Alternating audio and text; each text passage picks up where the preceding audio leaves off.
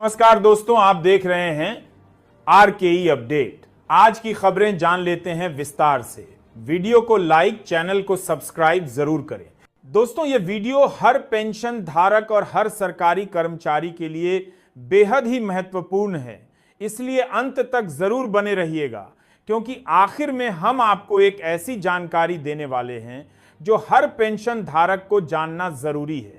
आप सभी से एक छोटी सी गुजारिश करना चाहूंगा, वीडियो को अभी लाइक कर दीजिए और अगर चैनल पर नए हैं तो नीचे वाले काले बटन को दबाकर चैनल को जरूर सब्सक्राइब कर लीजिए, क्योंकि दोस्तों यहीं पर आपको ऑथेंटिकेशन के साथ सरकारी कर्मचारी, पेंशन धारक, भूतपूर्व सैनिक और भूतपूर्व जवानों से जुड़ी हर खबर सबसे पहले और सटीक तरीके से मिलती है।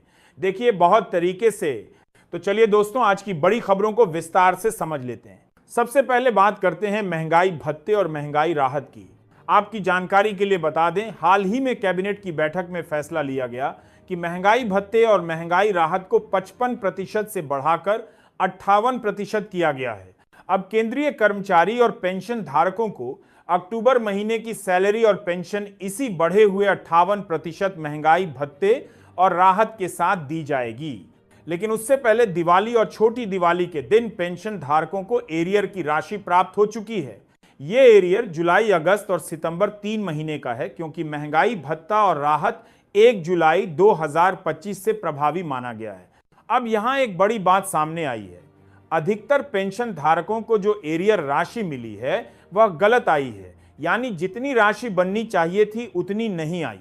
तो अब पेंशन धारकों को क्या करना है? जिनको कम एरियर मिला है उन्हें तुरंत अपने स्पर्श पोर्टल पर जाकर लॉगिन करना है और ग्रीवेंस वाले सेक्शन में शिकायत दर्ज करनी है। आपको वहां यह बताना होगा कि मेरा एरियर इतना बनता है, लेकिन विभाग की ओर से मुझे इतना ही क्रेडिट किया गया है।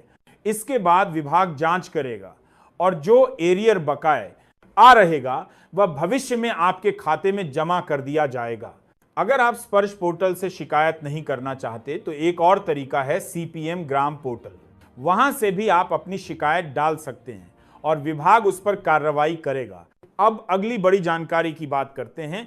दरअसल रहा 3 महीने का एरियर ज्यादातर पेंशन धारकों को मिल गया है, लेकिन कुछ पेंशन धारकों का एरियर अभी तक नहीं पहुंचा है। ऐसे पेंशन धारक चिंता ना करें, 1 या 2 दिन में आपके खाते में राशि आ जाएगी।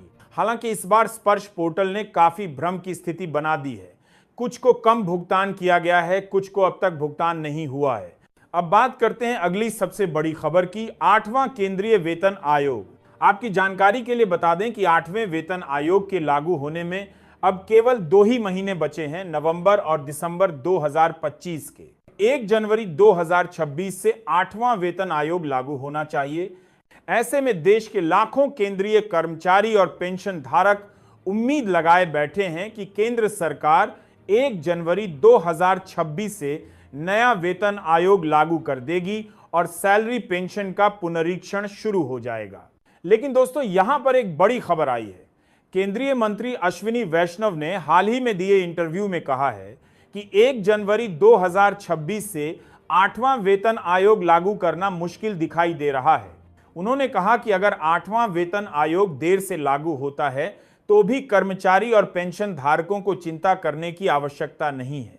यदि यह आयोग साल 2027 या 27 के मध्य में लागू किया जाता है तो भी सभी को 1 जनवरी 2026 से एरियर के रूप में भुगतान मिल जाएगा। यानी 8वां वेतन आयोग चाहे 1 साल या 1.5 साल देर से आए, लेकिन लाभ 1 जनवरी 2026 से ही मिलेगा। इसका अर्थ है कि यदि आयोग जुलाई 2027 में लागू होता है तो कर्मचारियों को जनवरी 2026 से जून 2027 तक के कुल 18 महीने के एरियर का भुगतान किया जाएगा। अब दोस्तों, अगली जानकारी सुनिए। अश्विनी वैष्णव ने यह भी बताया कि उन्हें कर्मचारी संगठनों और पेंशन संगठनों से कई प्रतिवेदन प्राप्त हुए हैं। इनमें मांग की गई है कि एडिशनल पेंशन की उम्र सीमा 80 वर्ष की बजाय 65 वर्ष से शुरू की जाए, यानी 65 वर्ष पर 5%, 70 वर्ष पर 10%